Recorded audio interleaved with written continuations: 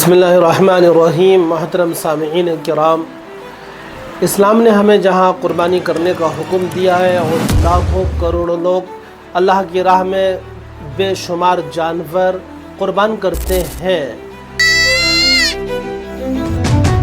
تو وہیں ہمیں یہ بھی معلوم ہونا چاہیے کہ جو لوگ قربانی نہیں کرتے، اس شریعت مطہرہ ان کی کیا پکڑ کرتی ہے اور شریعت مطہرہ نے ان کے سلسلے میں کیا سخت وعیدیں ارشاد فرمائی ہیں۔ دوستو، اس کا جاننا بھی ضروری ہے تاکہ وہ ہمارے ایمان والے بھائی جو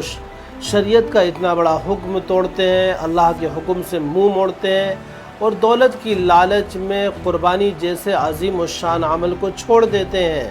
قربانی کے ثواب سے محروم ہوتے ہیں، اتنی بڑی سنت ابراہیمی کو زندہ کرنے سے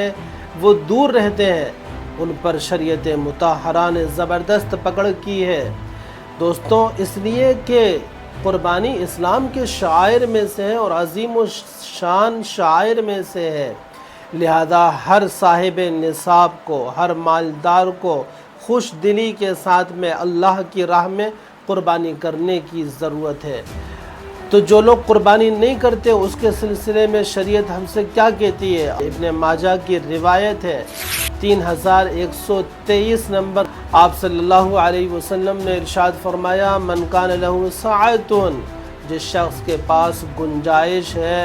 جو صاحب حیثیت ہے، وسعت رکھتا ہے، طاقت رکھتا ہے، اللہ کی طرف سے مال کی فراوانی اس کو ہے، فلم یضاحی، لیکن وہ قربانی نہیں کرتا، وہ دولت کی لالچ میں آ کر یا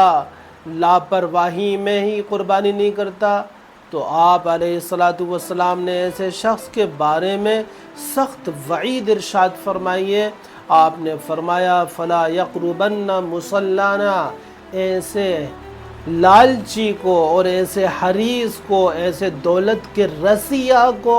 ہماری عیدگاہ آنے کی ضرورت نہیں ہے کہ وہ دولت کا اتنا بڑا رسیہ بن چکا ہے کہ اللہ کی راہ میں دولت کو لگاتا نہیں ہے، اللہ کی راہ میں قربانی پیش نہیں کرتا ہے، جبکہ یہ اتنی عظیم سنت ہے کہ حضرت ابراہیم علیہ السلام نے اللہ کے حکم پر اپنے بیٹے کی، ایک لوتے بیٹے کی، بڑھاپے کی عمر کے بیٹے کی، جو بڑے ارمانوں کا اور تمناؤں کا اللہ ہی کی مشن کے لیے مانگا ہوا وہ بیٹا، اس کو قربان کر دیا، اور ایک یہ لالچی دولت کا رسیہ حریص اللہ کی راہ میں قربانی پیش نہیں کرتا جانوروں کی بھی، تو ایسے شخص کو آپ علیہ السلام فرماتے ہیں کہ ہماری عیدگاہ آنے کی ضرورت نہیں ہے۔ تو دوستوں، جس طرح قربانی مردوں پر جو صاحب حیثیت ہے مردوں پر واجب ہے، اسی طرح سے عورتوں پر بھی واجب ہے۔